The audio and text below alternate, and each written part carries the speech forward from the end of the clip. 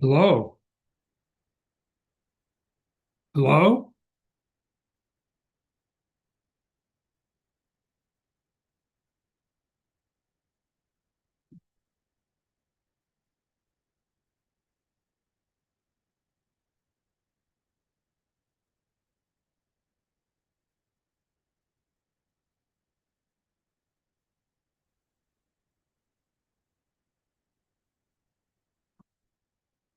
Hey, Paul, did you just call me?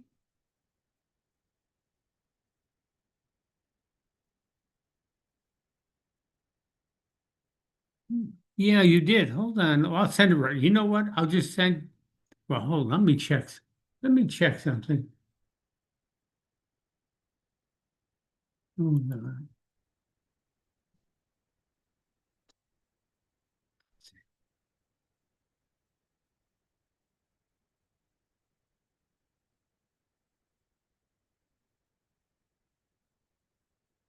Boy, does you know what? There isn't a link on there. You're right. Hold on. I can remedy that.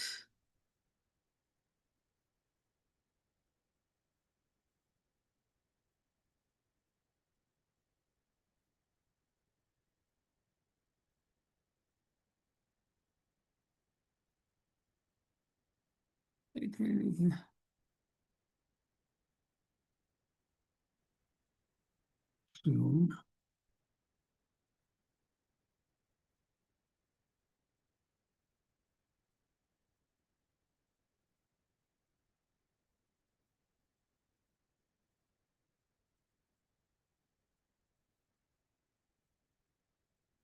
I just sent it again. I'm sorry. I, I did it. I must have handled that very perfunctorily the other day. And all right. Okay. And okay, very good. I'll see you in a minute. Bye-bye.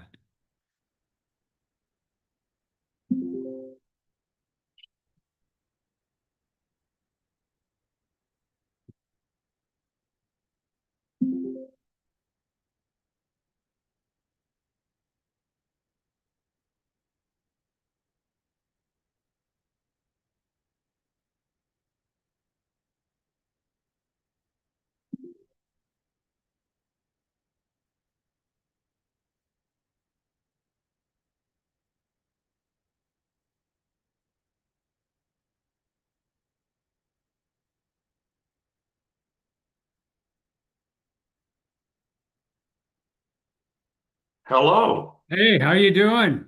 I'm good. And you? I'm doing okay for an older guy. Not bad at all. Yeah, that's how I feel. Very glad to be Yeah. alive. Yeah, you wake up Glad above to have a ground, friend like you to talk to and, above the ground. And yeah, very good. Hold on one sec. You'll notice I have iPods now.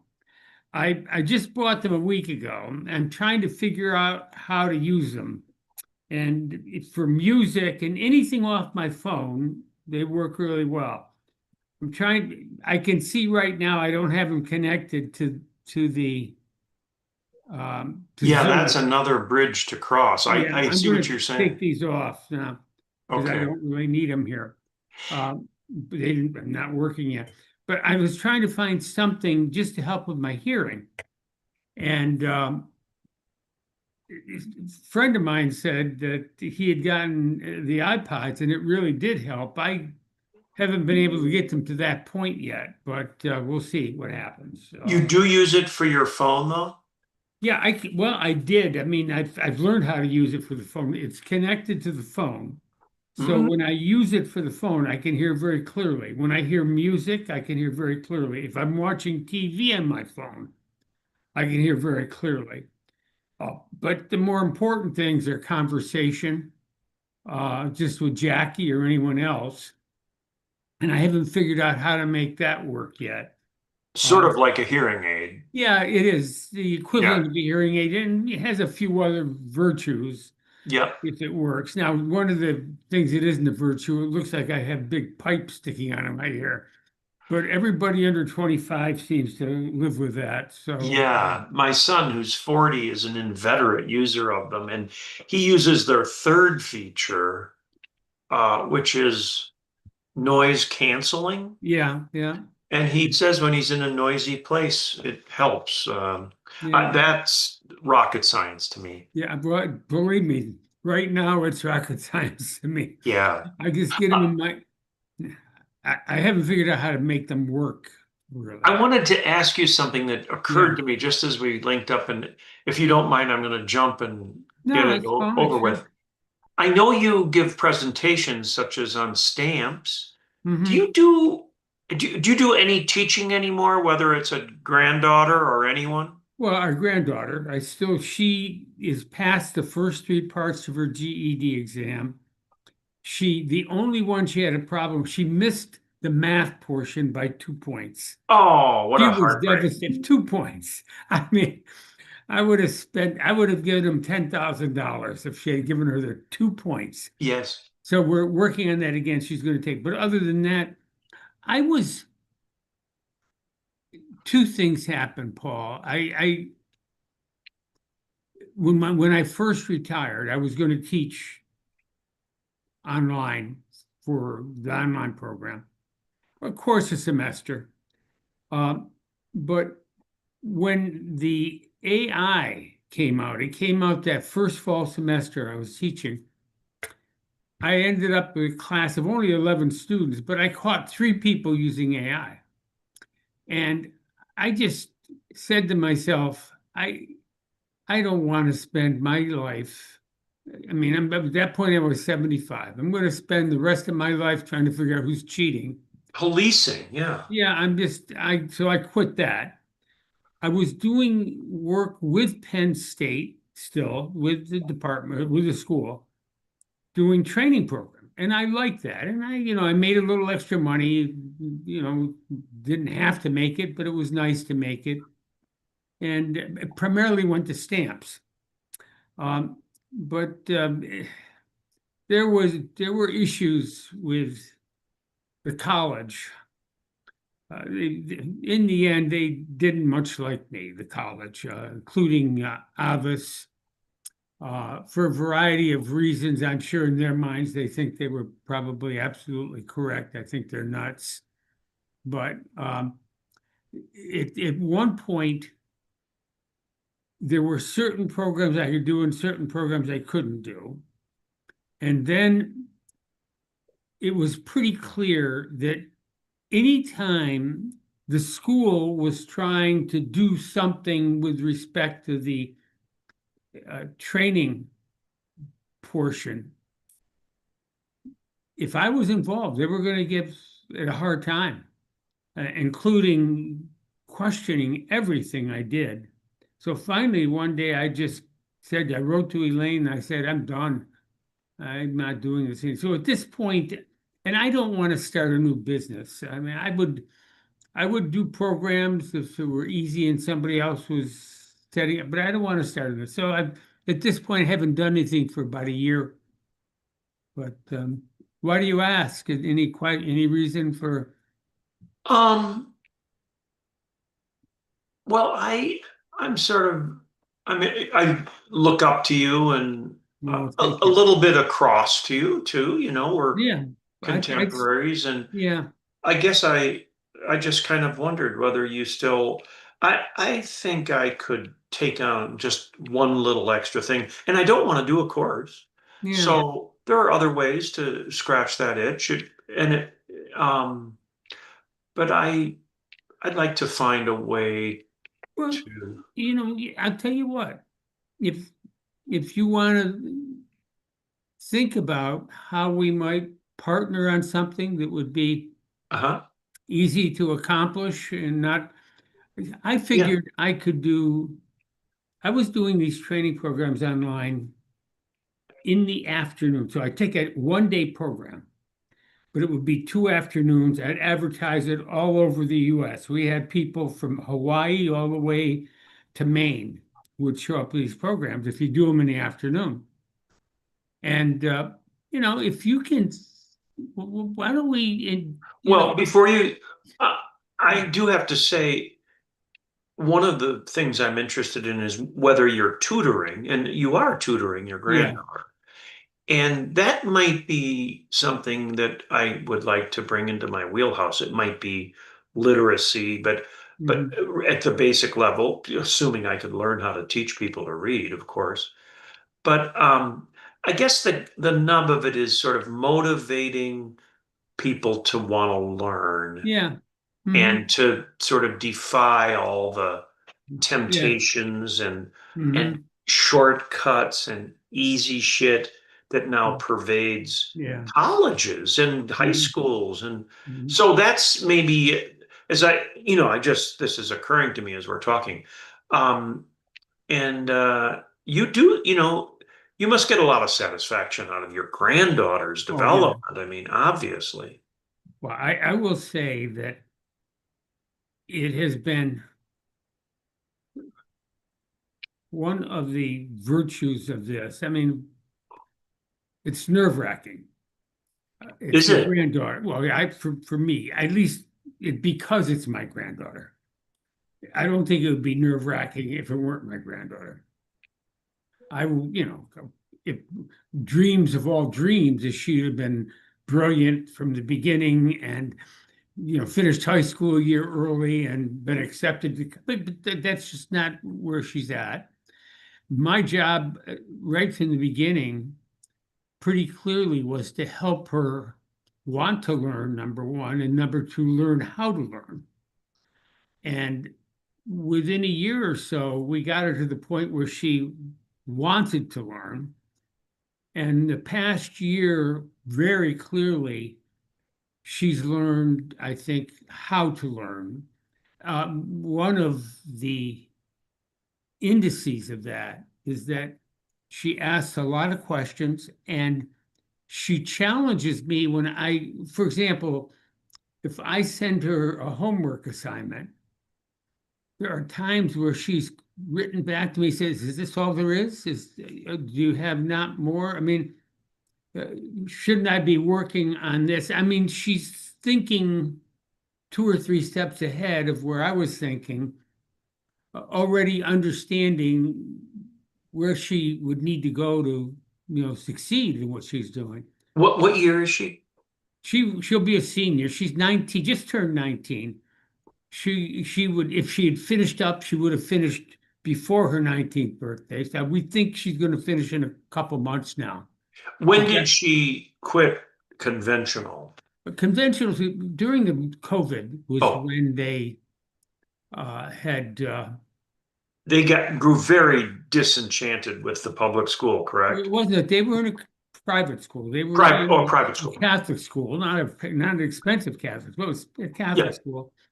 The Catholic school ended up shutting down because Wow. it was small, and they would have had to go to another Catholic school, which is about 15 miles away. And maybe not quite that far, 10 miles, but it would have been a trek, and there would have been no school bus for that. Uh, and I guess they just didn't have a great experience at the school. Initially, they did, then eventually they didn't for a variety of reasons. But In the end, the day I retired, I got a phone call from, or an email from the girls asking me if I would tutor them for. So I never got, I never really experienced retirement in the exact way that I expected. But yeah, I had a tremendous amount of excitement in the end doing this. Do you Um, think the girls initiated that without their mother and father? I think they may have talked to their mother and father, but I think they They also they probably, made the ask, yeah. yeah, but I think they saw the connection. They saw the And option. where's the elder granddaughter now?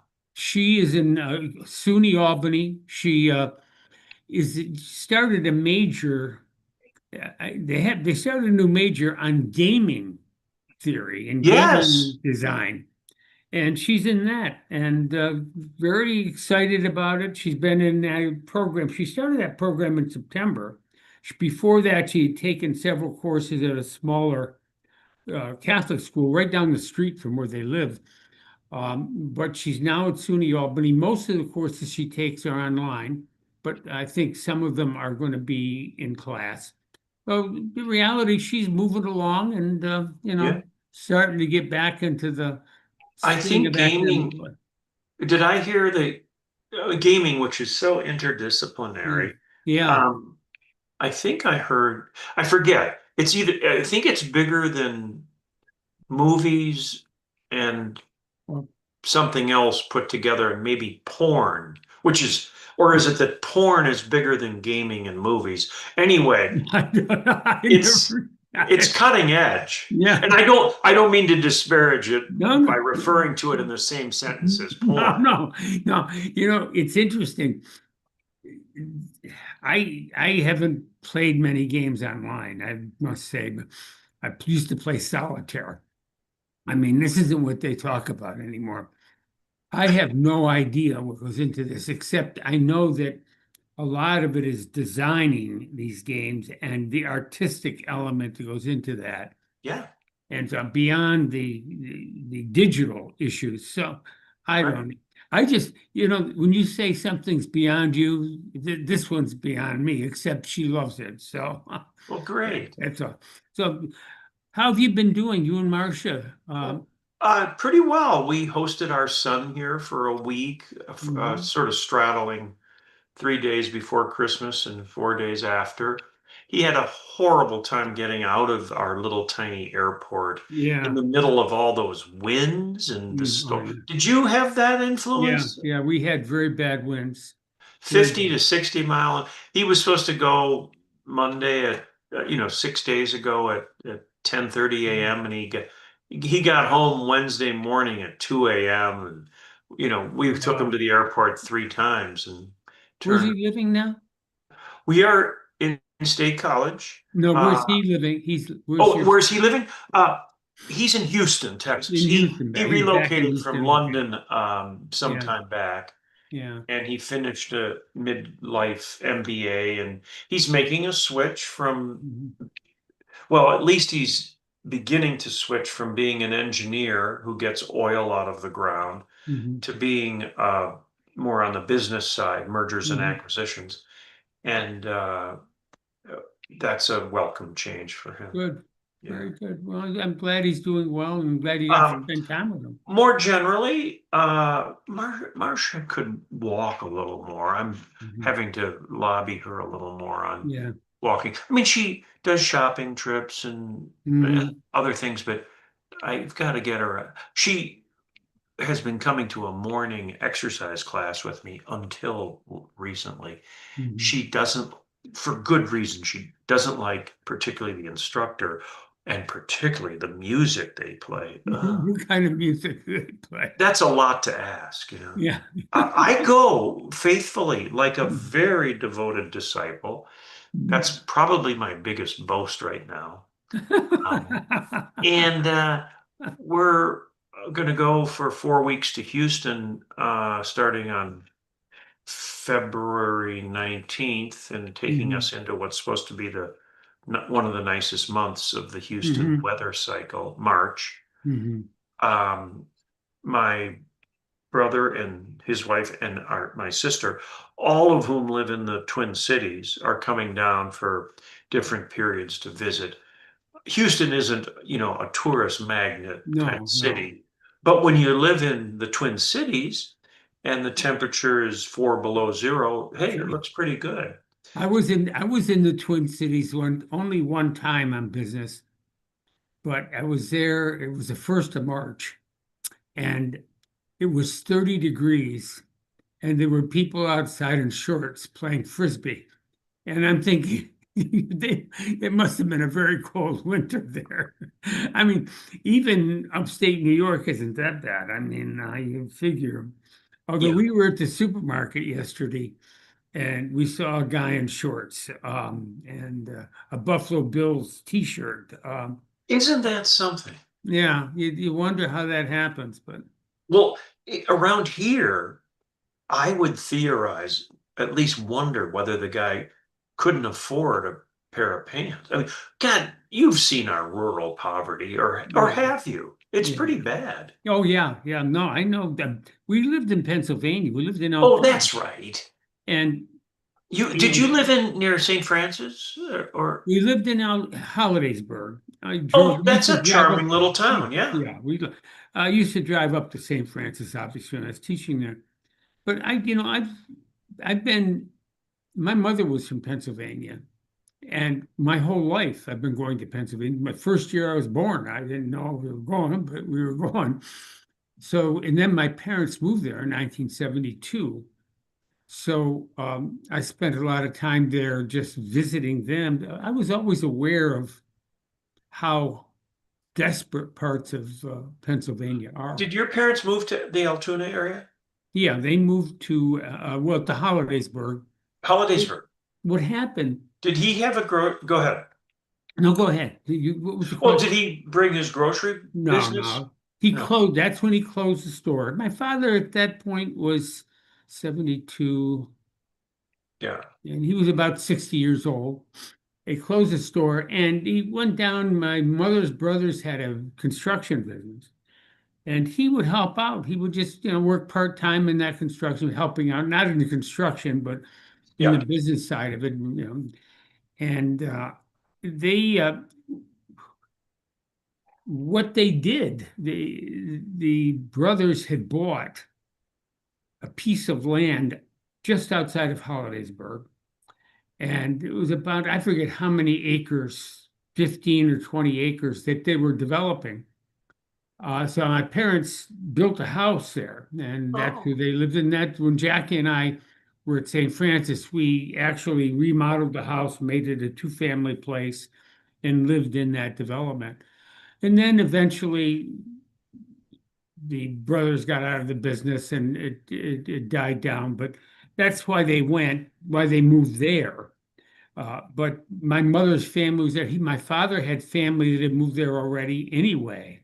So it was With that living arrangement, you were near your parents? right. We took the house that they had built and we created a two family out of it. And we Wow. lived right there with, by the way, it wasn't just my parents. My mother, Jackie's mom, came down and lived with us for 5 years I was also. just going to say that was incredibly nice of Jackie, and then she kind of evened it out, Yeah, yeah, so to speak. yeah. Yeah. Well, Jackie often says she used to have hives, and part of it was the pressure of living with, I believe it. yeah, no, Marcia grew up in a house with her sister and her mom and her dad. That's the normal part. yeah. And then her dad's dad, a very, very, Mennonite, very strict by his idea of a good time was to read the Bible, Okay. and do sums, do his math exercise. And then he had married a woman who died in the flu epidemic in 1929, and Mhm. he kind of inherited his wife's crazy sister.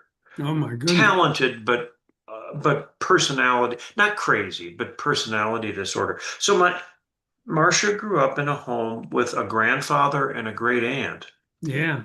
greatly affected family life to the negative. Yeah. Um, and Marcia attributes several things to that. One of them, they did spend a lot of time on a farm.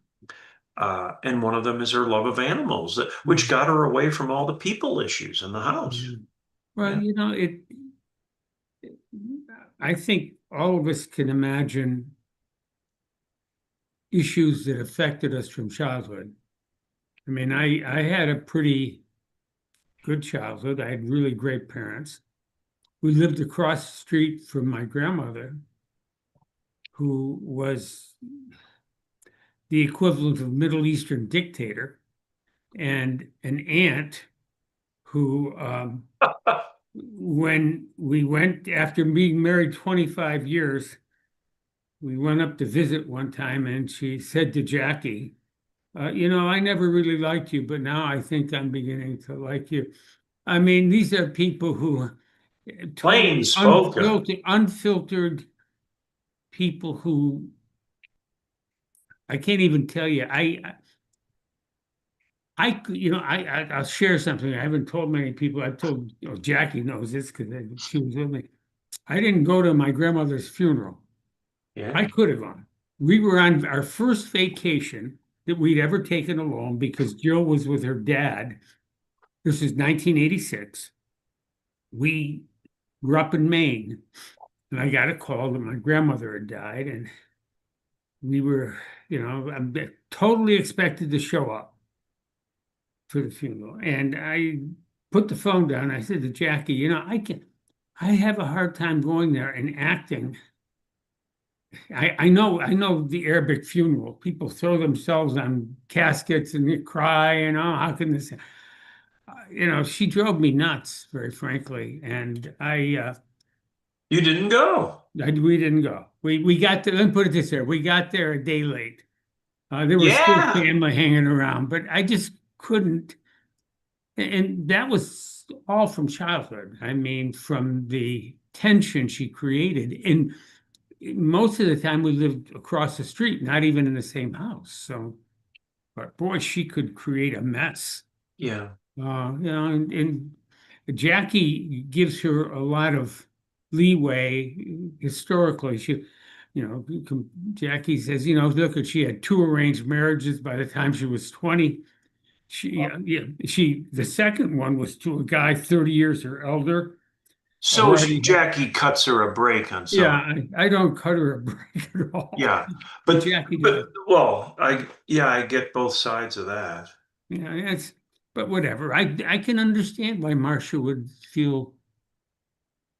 Yeah. still feel something from that. And it's hard Yeah. to let go of. Yeah, there could have been a little more joy. The other thing her dad, a dairy, he and his brothers, and for that matter, his sister, inherited a dairy from their dad. Hmm. And it's a true 24-hour Oh, business. yeah, yeah, And he felt he had to be away a lot. And yeah. that's also one of her. It's interesting, Paul. The street I grew up in Watertown, Yeah. a block away from us, and we were on the 500 number of Mundy Street, and there was a 600 block. There was a dairy in the backyard of a house. You go down the street, just a bunch of houses, but in the backyard of one of the houses was a dairy, Gillette Dairy. As a matter of fact, hold on one second. I have it here somewhere. One moment. Well, I thought I had it here somewhere. Yeah. I found a half point cream bottle at a antique store up near Watertown from Gillette Dairy, but it was a dairy that turns a friend of my sister's on, a family owned. But truly, every day they were in there, dealing with the milk, getting milk out, delivering milk, and it Yeah. was in the backyard. Uh, but Um, 24 hours a day. Yeah. yep. By the way, I met someone who has, 150 milk cows. which I guess by present day standards can be considered a medium-sized herd. Um, are you aware that they've got the cows producing so prolifically that there are three milkings a day? No. Yeah. I thought you I, just milked them in the morning. no, no, no, it was always, 5 a.m. and 5 p.m. It Oh, was two a really? day, but it's now three. They would burst open if you let them go 12 hours. That's Amazing. how we've genetically, anyway, it's No, fun to let that things run discerns. far afield. How have you been? I have been, look, I can't imagine that I feel this well. Oh, Ever since the surgery was December 2nd. And can you remind me what that, the chain of events was? yeah, Did you had prostate trouble that backed up your this urinary? this What goes back happened? this goes back to the summer. I've just started to get a prostate medication, by the way. It heightens my interest, Yeah, which is already high. yeah. Going back to the middle of the summer, I was starting to have prostate issues, Mhm. and they kind of developed to the point where I was having leakage and I wasn't able to urinate well. Yep, And so this is maybe early in August. Um, I contacted our primary and he tried to set up an appointment for a urologist. The first appointment was going to be the last week in December. We're going to be 4 months later. And I wrote back and said, that's not good enough. And the next one was going to be November 10th. So I took November 10th, but during August and September it got worse. And the one day, and I mean, still the same obvious symptom, no pain, by the way, nothing. I never had any pain, but it was just a kind of a mess trying to get yeah, through the day. So I went one day and I had a UTI early in August. I thought it was just all part of that. I sure. went one day in September, a couple days after I walked off the golf course, I could barely stand up, and went to urgent care, figuring on to get something done before the November 10th appointment. And that the guy just figured another UTI medication, and that again, it continued to get worse little by little, nothing dramatic, but little by little. And finally, it turns out I was vomiting and I didn't eat. I lost my appetite. Early in September, right through much of October, I lost my appetite. I was living on popsicles, and I'm not joking, popsicles. So Wow. I lost about 20 pounds. In any case, I have a friend from college who's a noted uh, physician. Beyond being a physician, thoracic surgeon, he also does a lot of research, has presented papers all over the world. Um, and we talk a lot. We go see them in New York every year. We're going to go Martin Luther King weekend. We go and so on. We stayed in touch. Well, I was on the phone with him one night, and he called me because I had it going to have a Zoom meeting with he and another guy from college, and I finally I wrote to him. I said, I'm just too tired today to do it. I'm not feeling well. We'll schedule it in a couple of weeks. He called Thursday night, October, I know the date, Thursday night, October 9th, and he said, how you doing? What's going on? And I told him, and I mentioned that I was vomiting, and he got really upset. He said, you need to get a blood test. You need to do it tomorrow. You got to do it. This was Thursday night about 9 o'clock. So I went the next morning. I knew there was an outstanding blood script ready for me to take because I was going to have my annual physical in a couple of weeks. So I just went in, did the blood test. 3 hours later, I get a call from a general practitioner. Go to the hospital. You have kidney failure. you're going to spend time in the hospital, pack up some stuff, and get there as quickly as you can. So I ended up in the emergency room that day. They ended up putting a catheter in, and the initial reaction to my numbers that week were just horrible. I mean, that to the point where everyone was talking about, I'm going to be on dialysis the rest of my life and all this. Well, it turns out they did a temporary dialysis the next day. And that week, I started getting stronger and my appetite came. In fact, I had a couple great meals at the hospital. One of the meals I wanted a second. I mean, it was delicious. By the end of the week, I'm eating ice cream and I had a really good week, got home, but I had to continue with the catheter. So the rest of the fall, October, November, to the point where I finally met with the urologist. I met with the urologist the end of October. And they started trying to shrink the prostate with medications. Is it finasteride? Is it? That's the stuff. Yeah, finasteride. And then there's another one. I took two. I'm taking two. But it was pretty clear that it was never going to clear up without surgery. And so in the end, they decided to do what they call TURP surgery. Have you ever heard of this? No, tell me about I that. don't even know What turfs? Is I it don't know what TI or TU? TURP, TURP, capital T, capital U, capital R, capital P. And what they What's the last letter is, P give is me a in Penn State. P is in Penn State. Yeah. Uh, the what they do is basically cut away part of the prostate. And they did that on December 2nd. On December 3rd, I started peeing, and Jackie said I was peeing like a stallion.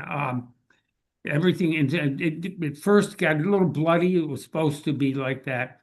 I Yeah. have my follow-up exam tomorrow, Oh, but I haven't had any problems at all for the last 3 weeks. So well, I'm thinking, is there some causal thing? How yes, did you and wind that's up with kidney failure? here. This is the next part of it. Um, the kidney failure occurred because the prostate blocked the passage of urine, which causes the bladder to back up into the kidney, the urine. So your kidney gets basically drowned in urine. Oh, So when the prostate, and by the way, I'd already seen a kidney doctor who was really, the first time we saw him, was a little pessimistic about what the prognosis might be. But he was in favor of the surgery because he could see that if my kidney problems were a function of the prostate, that would relieve it. And I had a follow up with him 2 weeks after the surgery. And he was really pleased with where we were. I don't have a follow up with him for the end of February. So things are looking, I think, much better in the kidney side. The numbers are getting back to normal. And tomorrow I have the last follow up with the urologist, and I hope. and So just that's what, to, when yeah. you look at the arc of that experience, was it 4 or 5 months over which Oh yeah, yeah. I would say from sometime in August to December? to December. Yeah, if that was at least 4 months, maybe it started a little earlier. I don't know whether the the issues were starting earlier and I wasn't aware of them. They Yeah. were too minute to Was, experience. was there a time when you always felt you had to pee? And that's sort of like torture to me. Yeah, well, it is. What happened is that I never thought I'd have to use Depends in my whole life, Yeah, sure. but evidently there was It a just time gets out, it I just guess. gets out, but you can't make it come out. I Yeah, mean, it never empties, yeah, and that was the problem. So yeah. yeah, that existed for probably a month to 6 weeks, and then the Did the, catheter. I'll tell you the interesting thing, Paul. I never in my life thought I could become comfortable with the external plumbing, as I call it. yeah, you'd think, God, that's got to be disgusting. Within a day. You were used to it. Yeah, I mean, it was, That's wonderful to hear. yeah, it not near it's just more discomforting in the sense that it's different. Yeah. But in the end, you go in the bathroom, you pull down your pants, you take the clip, unclip it, and it's done. It goes. Yeah. And clip it back up. And the Yeah. biggest problem is remembering to clip it back up. Is Oh, it, can you say, is it too soon to say whether the drugs help? I don't think the drugs help much because I think I was in too extreme a case. I see. I mean, obviously, what's your situation now? Let me just, My situation is that I'm getting up 3 times, four, maybe even four now to pee. I my bladder feels pretty empty, but um, it's effort. Like it yeah. wasn't before. I can, put my hand, and that puts a little tension on my in my Mhm. lower anatomy and helps get the pee out. And so I went to the doctor, and Yeah. they've started me on the first prescription that I think it's, well, anyway, it's 4 milligrams. I'm not sure, is finasteride the second one they give? But anyway, Hold on, I've got it right here. Now what oh, I did okay. is I The have, By the way, the I haven't yet to take it. I was gonna write my heart doctor and just say, I want you to know I'm doing this. They say mhm. it has blood pressure, lowering blood pressure effects. Are I'll you tell you, okay? I've got issues. I'll tell you about some of the issues that came up with that also. I already take 3 different kinds of blood pressure medication, so Three, I, okay. yeah, one of each kind. I Yeah. have a bad blood pressure situation. All right. The one I take is finasteride, and the other one is tamsulosin. That's the one. Tamsulosin is the one that's supposed to work in the short run. Okay, Finasteride is the longer term. Basically, the effect of finasteride is longer term. I see. The tamsulosin is shorter term. Um, but it sounds to me the way you're describing, and I'm not a medical doctor, but just from my Yeah, experience, what you're experiencing isn't a total blockage, but right. you're doing what 50% or 70% of men over 70 have exactly what you have, Yeah, yeah. which is it's harder to pee. And so maybe the medicine there will work. Uh-huh. I think in my case, it was just too large. It had gotten too big, and the impact on the kidneys was too extreme to wait 6 months to see if this would solve Do you it. know whether your dad had this problem? My dad did not have the problem. No, my Okay. My dad had dad had other. prostate cancer at Yeah. 72, Oh, and really? that makes my doctors a little more vigilant. Yeah. Yeah. But in our case, they ruled out cancer early on in the hospital when I was there, Mhm. which made everything a little easier. Yeah. Although I've known plenty of people who've had prostate cancer who deal with it very easily these days with medications and then um, with the go through the X-ray, Yeah. uh, MRI or whatever. MR, whatever. Yeah. But it's generally pretty treatable, but it is more complicated than what I had. Well, Yeah. Well, if you're going to Manhattan, uh, do you take the train or do you yeah, just we go? always take the train. How nice. How Yeah. Eastern. Yeah. Do you like trains? We haven't taken, Marcia's taken it to visit friends, either east or west. I haven't ridden a train in a long time, and we're overdue and will do it. Yeah.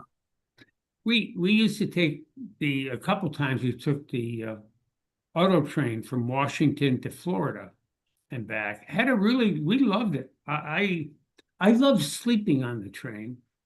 You get a berth and da da da da. To me, that puts me to sleep. So That's wonderful. perfect. But I'll tell you what, we're going to Boston in May to an international stamp show.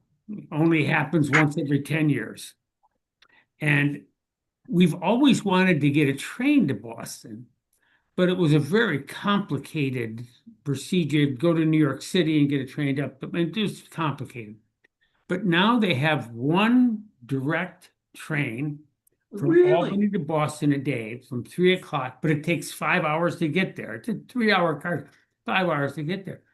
But we were able to get two round trip tickets to Boston in May for a total of $65. Incredible. I, they must be trying to sell this route, I think. Yeah, that's 60, fantastic. that's half of what it would cost to To park our car for to three park nights your and days. car, not even to gas it up. Yeah, that's right. It's crazy. That's fantastic. $65. So, It must be, over the Berkshires must be beautiful. oh, that's what we're looking forward to. We're excited about this. Yeah, That's great. yeah. So, are Right. you going to be? Well, you're going to Houston. Of course, Yeah, you'll be next trip flying. is to Houston. Mhm. We've learned to, I think we've made 5 trips now. We've scratched out a way to really enjoy the place. Yeah, very Um, nice. Are you staying with your son? Or no, okay. I'm splurging on a really nice place close to their beautiful art museum. I should Mhm. say museums. They have 4 different buildings. Mhm. A lot of oil money can create a Yeah, nice art museum. no. And it's a lovely neighborhood. It's called the Museum District, and we Mhm. won't rent a car. My brother's going to come down with a car for Mhm. 10 days, um, and we're near believe it or not, we're near a transit line in Houston. Very nice. So we can take a transit that puts us within a 5-minute drive of our son's house. He's about to turn, he'll be 40 next year. He's getting to be quite a young man. You He's know quite what? That's young. really nice to see, isn't it? Yeah, Yeah, yeah, it's really great. good. He got married and divorced, no children. And that, I think that period of tumult in his life has settled down now. Well, I was married and divorced. Jackie and I, well, if you don't have children, the transition from married to divorce is not as difficult as if you have children. Yeah, Jackie had one child. I didn't have any. Um, yeah, I never have to see my ex-wife again. I mean, it's not that I hate her. I don't, but I yeah, never yeah, have to say no, nothing to, there's nothing to conflict about. yeah. How about Jackie, Jackie's relationship to her son? Is it well, okay? her Jackie was amazing. She never said an unkind word about her ex-husband to Joe. That's wonderful. Never. I mean, I'm not kidding you. And did everything she could to to make it easy for him to continue to be her father. But I will say that he did very little to Oh, make that happen. And it turns oh, out I became the father, nice. just because I was there. And he moved on.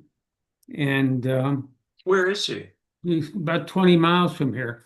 Oh, Less than wonderful. even that. I mean, they're here, but they see very little of him. Oh, They're never invited to his place. I don't know whether she invites him to her place anymore. But yeah, yeah, I felt bad. Originally I felt competitive. yeah, Now I just feel sad because there's a void. yeah. Uh, that, yeah. But I think the fact that your son didn't have Kids, children you're makes it right. even. You're right. Um, What's new and exciting in the world of stamps? well, you know that I started this international stamp club and online, and that's been working really well. We have a meeting every month. I did a presentation. I've only done one presentation. I did one on labor, and Yes. stamps. In fact, I should send you the link. I have a Oh, YouTube is video. it taped? Yeah, yeah. We Oh, tape I would everything. certainly watch. I'd I'll love send to you. watch. Yeah. But I'm collecting a lot of stamps, spending more money than I should, but I enjoy it. I have a really good collection of number ones, the first stamp ever issued in any country. I have a really nice collection of that. The only thing that I have that has, Excuse me. Relating to a labor no, theme. this is relating to just the United States in 1847 issued the first national postage stamp, a Ben Oh, Franklin 5-cent stamp. I have one of those stamps. I actually have two or three of those stamps. Uh, Great Britain in 1840 issued penny? what they call the penny black, Yeah. and that was the first national postage stamp ever issued. And so what I've done, there's a period 1840 to 1940 that, Can I jump in? yeah, Prior to 1847 in the US, how did the mail move? there were certain local stamps. There was a post office and mail moved, but basically locally you would have to either buy a stamp or they would have what they call stampless envelopes, where they would just put on there the amount you had paid. And then it might go to a destination where the person to whom you would send it might have to pay more money to get it. It really depended. Very Okay, so the complicated key process. here is the uniform national Yes, stamp. uniform national stamp, 1847 in the US. So between 1840 and 1940, that's the first 100 years, starting with a penny black.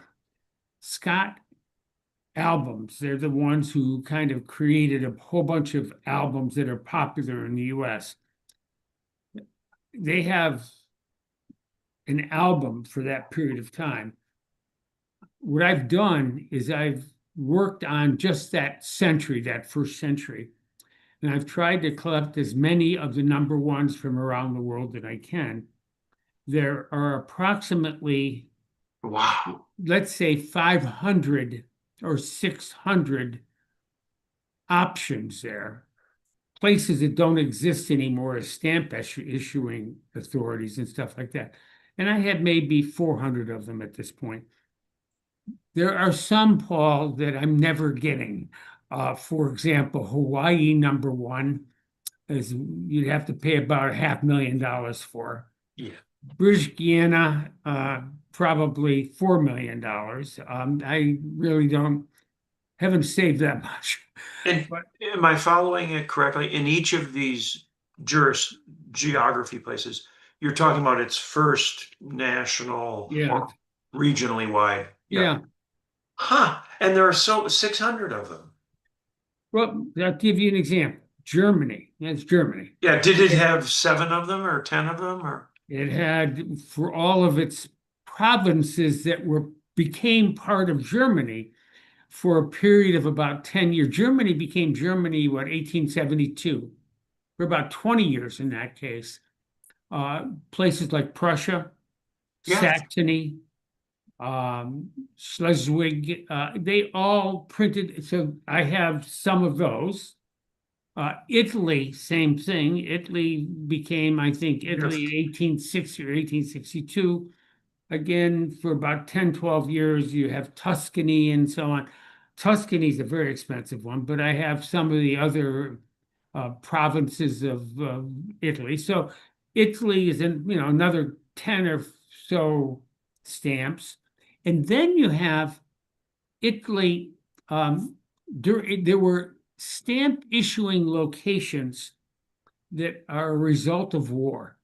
And so the Aegean Islands, there's Yes. about 15 or 20, or 15, I think there are 15, that during the First World War, Italy, uh, for each of the islands would have overprint. They'd have an Italian stamp with an overprint saying Coos, Coos, or that's a particular island.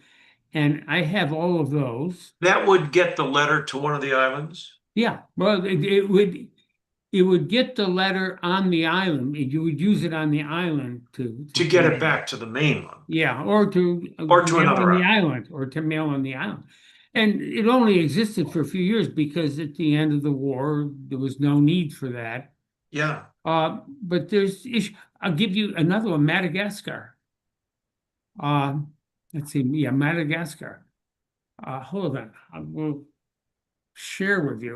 An island country, as I Yeah, recall. island country. Hold on, I'm gonna go to Madagascar.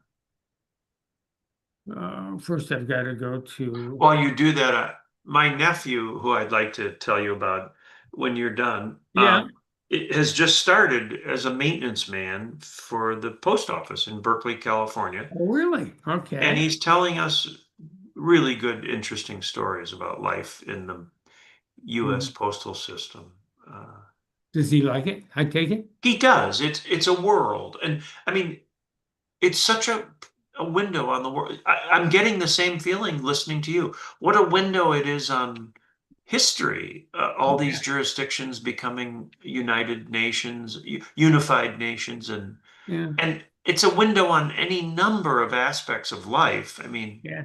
It it is. touches it touches so much. I'll tell you what. Uh, if you look at Madagascar, Yeah. there are the Comoros Islands, the Yes. Mayotte. There is Saint Marie, Madagascar, something like that. There are half a dozen locations that you can find. It's hard to find in a modern map because some of the names have changed. Half a dozen locations that used to issue stamps that were basically ports of call for Comoros, Portuguese. Mayotte. Yeah. Mayotte, Mayotte. Yeah. They basically were ports of call for shipping back 3 centuries ago. Eventually, the 1800s, they continued to be available to various European countries that would basically run these locations, Yeah. and they had stamps. And I was seeing all these, they call them dead country stamps. They're not dead. It's just they changed names and they're no longer issue stamps. But I got really fascinated when I realized that a whole bunch of them right around Madagascar. And Yeah. no, it's just fascinating. It is a window on the world, as you said, and I'm glad your nephew is Yeah. enjoying it. He got us into all sorts of things, just mail sorting equipment and its Yeah. technology and how he learns the skills. But what my sister said, well, this sounds so modernized and much of the delivery now is by truck. Hmm. Do you still have mail carts? And I said, and leather bags Hmm. like our mailman had in Appleton, Wisconsin. And he said, oh yeah, we've got the mail carts are increasingly rickety, they need maintenance, and the leather sacks are holding up. The leather, leather lasts a long time if you Yeah, take yeah. care of it. So anyway, those were fun. By the way, when I was in high school, when I was my first summer out of college, I was a postal worker. Oh, you Yeah, were? yeah, I delivered mail in Watertown. Did you? Yeah, yeah, that was a interesting job. I'm Um, sure. Did you get handed the sorted mail or did you have to help sort it too? I never sorted mail. I just delivered. Yeah. They all sorted it all by hand, and they had a guy who would stand in front of a big display. Pigeonhole. Yeah, well, digital there, it's kind of like a big, how to put it, a lot of little pockets. Let me put it this way. Yeah. And Yeah. you can put for Monday Street, you put it in this one. Then you'd sort Monday Street out to the various numbers and so on. And they would do it all by hand. Um, there was also a culture in that place that was interesting. In Watertown at 3:15 p.m., you would see all of the mail carriers showing up at Public Square, walking with their leather bags to the post office. And I didn't realize you were all supposed to show up at the same time. By the way, that if you had the toughest route in the city or the easiest route in the city, everybody finished at 3:15. I get So, it. well, it turns out that the first day I was there, they gave me the toughest route just because it was something had to be done that day. I was bitten by a dog, had to go to a doctor's for a shot. I forget what they gave me, and showed up at 2 p.m. in the office. In other words, I finished everything and I went to the doctor's and I got yelled at the next day by a couple of the guys that You I broke the I quota. broke the rule. So that's when I learned about culture in Oregon. Aboud's Market. One of the things my father used to say, there's always something to do, just look for it. You couldn't just be standing around. You had to You be know, moving. you remind me of a famous industrial relations article whose title tells quite a tale, I think. It's entitled The Restriction of Output Among Unorganized Workers. Hmm.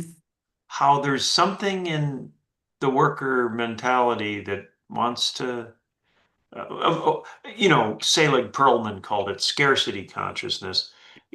He was the non-radical labor Yeah. theorist in Wisconsin. I guess you know He was, that. I've read a couple of things by him. He's really Yeah, good. well, I've have liked you him. heard of his theory that we want to stretch the work as far as it'll go? Yeah. Not the most flattering perspective on labor, I know.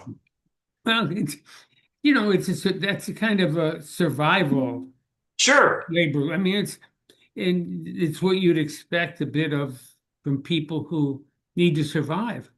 It, I worked in a paper mill for 3 summers as a Mhm. maintenance helper. Mhm. And I don't know if someone said this to me or if the thought occurred to me, but it was a big lesson. The idea was that you were new to the mill, you were young, you were energetic, you had lots of bounce in your step. You could go to the supply room and back and get the tool in 5 minutes. And for some reason, everybody else took 10. Yeah. And the lesson that sunk in was I was going back to Madison to study for a Bachelor of Arts or Science, and they weren't, and they were going to spend the rest of their lives in the Hmm. mill. And they would make that trip. I would make that trip maybe 20 times in a summer. They would make it maybe 2,000 times in Yeah. their work life. And when all that sinks into you, you don't walk quite as quickly. I'm sorry, what was that last? Oh When yeah. the fact that you're going to do it Yeah. 2,000 times Yeah. over the course of your life, it Yeah. takes some of the bounce out of your step. Sure. Yeah. Yeah, Absolutely. it really Absolutely. you pace yourself, as it were. Um, I I think know there are a lot of managers who wouldn't find much value in that. Anyway, uh, God, you're getting a lot of fun out of them stamps. I can I, sense it. I've loved it. Yeah. It really is. Um, Well, it's definitely fascinating. send. I'm not changing the subject or closing it off, but if you could send me the link to your talk, I'd love Oh, I to. will. Absolutely. Did you get some questions at the end, or? I didn't get many questions. Oh, okay. I was surprised, not as many as some people get. Yeah. And I don't know whether it was simply that I didn't say anything that was Oh, challenging enough. I doubt it. Well, basically I took, there only have been maybe 10 stamps that have anything to do with labor over the years. I mean, that's not a small number in one respect. I mean, the first one didn't occur till like 1933, 34. But on the other hand, the controversy around all that has more to do with public policy than that person on a stamp. Uh, I don't know. I didn't get much in terms of I was hoping for some. I was anxious to see somebody who would challenge something, but maybe it was simply the way I presented, but I'd be curious to see what you think when I'll send it to you right after we hang up. So Can I take some wild guesses on who might be on the sure, stand? go ahead. Well, is Francis Perkins on a stand? Yes. Sam Gompers? Yeah, Sam Gompers was the first ahead on the stamp. There was a stamp before Sam Gompers, but Sam Gompers was there. A. Philip Randolph? Yes, George Meany? yes. I don't know. Is John L. Lewis too No, radioactive? he was too radioactive. Yeah, okay. Walter Reuther was some thought hanging on to communism. So Uh, he did not get a stamp. no, he didn't get a stamp. Okay. You said there's about 10 of them. Well, there are 10 stamps or so. There are, Okay. let's see, you've gotten most of How the, about a guy named Murray, not Philip Murray, but the guy who was the AFL head, Green or Murray or no, Green, no. no, no. I can tell you, hold on, I'm sort of run out now. hold on. Maybe a I'm looking over at female. my shelf. Oh, Cesar Yeah, Chavez of course, that was the last one, the and last not labor. Dolores Huerta. No. Yeah, he was Francis Perkins, Chavez, Faye Philip Randolph, George Meany, uh, and Gompers were the only people whose face was on a stamp. There was the 1933 stamp for the NRA, Mhm. and I treated that as partially a labor stamp because of the uh, Section 7.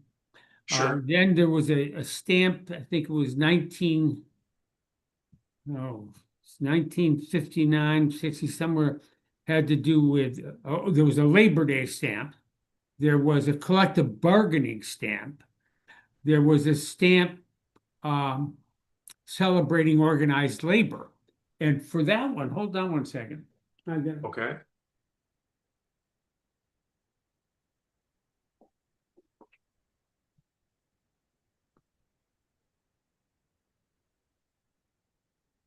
For all of these, I started to collect first day covers. And this is the collection I have for the organized Beautiful. labor stamp. And you can see, Beautiful. okay, what I have about 80 of these just for this particular stamp. 80 different first day covers, each with a different, they call these cachets. And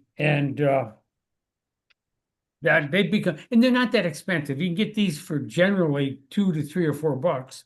And Uh, the small print is some explanation of what it's about. yeah, it's usually some small print of some discussion of what it's about, and Yeah. or at least a discussion of the picture that you're looking at. Yeah. And so, I mean, all the Really nice. so that Was is there one that either directly or indirectly observed the merger of the AFL and CIO? the um, When you said there's one in 1959, that would be about 3 or 4 years. 50 right afterwards. Yeah, Yeah, the maybe. hold on, the organized labor stamp. Yeah, that would be one. It and not only that, a good proportion, substantial proportion of the cachets are of George Meany. Now, George Meany was still alive in 1980, I believe. Yeah, Am I right about that? I would guess so. In any case, by the way, you can't have your picture on a stamp unless you're dead Oh, in this country. I wonder if Trump will break that Of rule. Go ahead. course, that to expect that. I mean, he wants to be on Mount Rushmore. Yes. He's nominated himself. Yeah. Um, but you can't, but he probably shows up on 25% of these. And very often the attribution is that he has made history and trying to bring them together, the AFL and the CIO. I will tell you one, I'll show you something. No, hold on. Oh.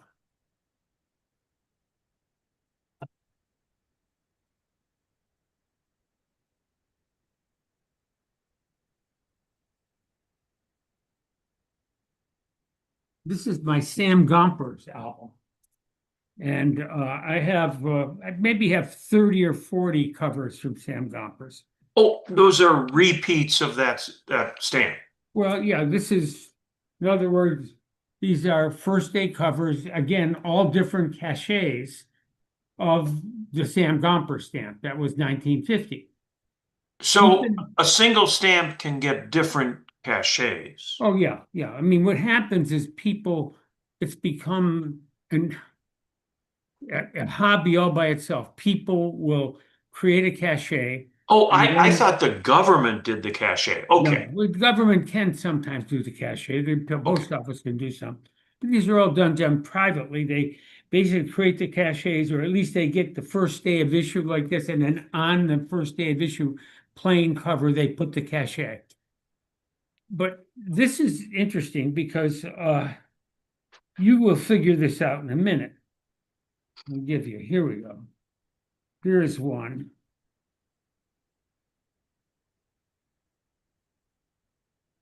This is Oh, first day of AFL issue yeah, of this. Union, This is yes. the And the stamp is Sam Gompers. Yeah. And this is the first day of issue Nevada AFL-CIO. Wait, January 27, 1950.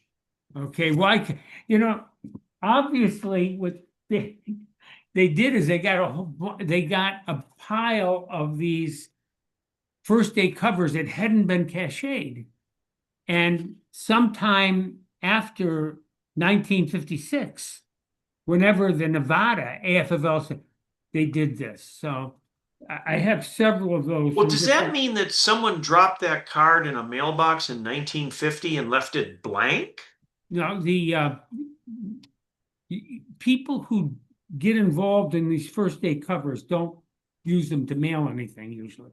What Okay. happens is that you can uh, send blank, you can send blank envelopes To the to the post office? post office who will and put a stamp on it and put first day of issue, the first day it's issued. So it says first day cover. This is January 27th, the first day the stamp came out. And so you have these, they're done by the post office. And then you can put the cachet on. Now you may put the cachet on in advance, send the envelope to them, but basically you're not doing this to send it to anybody, not anymore. In those Okay. days, But am I eventually, correct that the Nevada AFL-CIO did not exist in not in 1950? 1950, Yeah. Okay. it could, I mean, I'm supposing, I'm reiterating the history you mentioned a minute ago was Sure. 1956, 55, and 56, I think they merged. 56. Okay. But I thought that was interesting just That's fascinating. when I picked these up. Oh, I've got the AFL-CIO, several of them, and then I realized, wait a second, this is really, it was an afterthought. Too good to be true. Yeah, it really was. In any case, well, I'll tell you what, I'm gonna Yeah. go take my nap, my Hey, afternoon just nap. briefly, Yeah, I I guess I really enjoy. I have about 50 pages to go. I really have enjoyed the Hoover book. It's been a big. I'll share it later really, because yeah. we're going to have a whole hour on that. I really. When did you finish reading it? At least the first time. I haven't read it first. I'm about halfway through it Oh, now. I thought you I No, thought you had read it and then recommended it.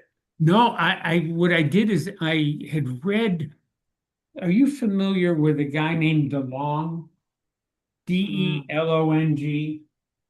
no, unless the title. He's an economist historian. Yeah. He had written a book, economic history book, and I read several pages about Hoover in there that fascinated me because, by the way, I always wondered why the Norris LaGuardia Act was created in what 1929. That was Hoover administration. And It's signed on his last day in office, I believe. okay, Or so yeah, 1933 he signs it. It worked, but he's for it throughout his administration. okay, so I'm thinking, how does a guy who you think of as a classic eco market economist, how does he support that?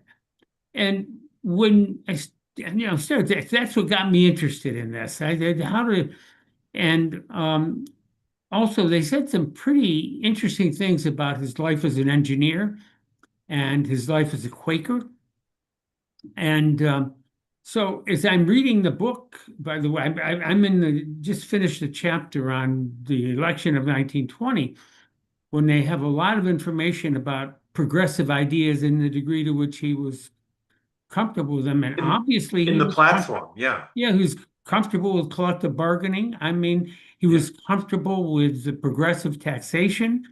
yeah, He wasn't the ogre that I think represented with in other contexts. So that's what yeah. got me interested. They beat him up for 30 good years or so. Yeah, but he was just very vigorous guy. I mean, Oh, in those days, the traveling he did, oh, he's like professional golfers don't travel as much as he traveled. I mean, I was just amazed. you're so right. He's a piston, just Yeah, driving yeah, on so many subject matter fronts. yeah. It's And incredible. the other thing you were talking earlier about Marcia and the young, we were talking about just being young and how being affected, how he grew up in a very difficult circumstance. By the time he was a teenager, he didn't have parents. I mean, his parents had both died. Ended up moving from the Midwest to Oregon. I mean, living with an uncle, I forget it was an uncle who with who he wasn't particularly comfortable with. I just, you But know, that I think that uncle got him an inn at Stanford, was that it? Yeah. I believe. Yeah. Yeah. The Uh, point, I guess, is that he overcame a lot as a youngster and no didn't let kidding. difficulties. Last thing, I thought the writer tried and initially sort of stumbled around, and then the second time got better at it, and the third time got this his effort to describe the blend of old-fashioned self-reliance, hard Mhm. work with science, technology, Mhm. rationality. Then you layer on Quakerism and Mhm. humanitarian and compassion, and that brew. I can see why it takes a. He returns to it 4 or 5 times in the book, and you finally get it. But Mhm. it's a kind of slow process of making sense of it. Yeah. Uh, yeah. Maybe he was learning about it when he was writing the Yeah, book. it I was a mean, work. Yes, I think that's maybe it. the thing I have a hard time, and one of the reasons I wanted to give you guys a chance of bowing out, I just thought it wasn't the best written book. I mean, Uh, think it was ponderous. It has yeah, been for me ponderous yeah, to read. yeah. You know, There, there are parts of his Secretary of Commerce ship that are a little tediously written, but still the substance. That guy had so many study commissions and statistical yeah, reports. He invented so many things we take for granted today, yeah, and that Trump is dismantling. I mean, yeah. he is truly the anti-Trump in his orientations. Oh, It's absolutely. fascinating. In retrospect, I wish I had learned more about him when I was younger. I do too. I mean, not that it made any difference in terms Have of you his. gotten to the point in the book where the New Deal guy, the policy guy says, we New Dealers basically just picked up where Hoover left off? I haven't. No, I Yeah, haven't. you'll see it. Uh, Okay. I don't know that he's the most authoritative guy in the White House, but it's good that it's a juicy quote. It makes you That's think neat. That's neat. But because by that time the writer has already demonstrated agricultural assistance and collective, the seeds are there. yeah, the whole issue of the agriculture, his focus on feeding people, Yeah. and the way he approached that, you say to yourself, well, he could be a little authoritative on occasion. But you know what? If he wasn't, some people wouldn't get food. And it's not like they're not getting an iPod, they're not getting food. And so I guess if sometimes you And have, I always associated him, if I knew anything about it, I associated him with post World War I emergency food programs. Mhm. He actually fed Belgium Yeah. during the fricking war. How about Russia? In Uh, Russia, Russia during a war that we haven't yet entered, so we're a non-belligerent. But can you imagine the finesse that took? Enemy lines surrounding you. no, Amazing. wait, That Russia, by itself is a good book when you think about it, and even Russia, a good movie. yeah, absolutely. That, it probably would. Russia itself, but I think it was occurred after the war. I think Yeah, Belgium during the war, but but feeding is helping the communist country get on its feet. yeah, but you And know he what? goes forward anyway. He does it because they're people and Yeah, they yeah. need food. And Amazing stories in this yeah, it book. is. Well, it's been eye-opening in that respect. So Yeah. Hey, enjoy, curl up with a good electric blanket. I Is that am going to do that. Listen, you take care. Say hi to Marcia. Jackie says hello to you, Oh, and we thank will you. talk to you soon Okay. again, I hope. And by the Okay. way, I'll send you that link, but also if you want to talk about maybe doing something, Jointly. whatever it is, and you think that somehow we could do something, Yeah. collaboratively, I, whatever.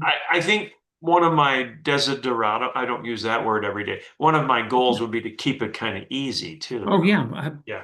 Yeah. Believe me, that's why I haven't done anything at this point. Yeah. Plus, it'll be easy and we'll divide it in two. Yeah, that's it. Hey, take care, Paul.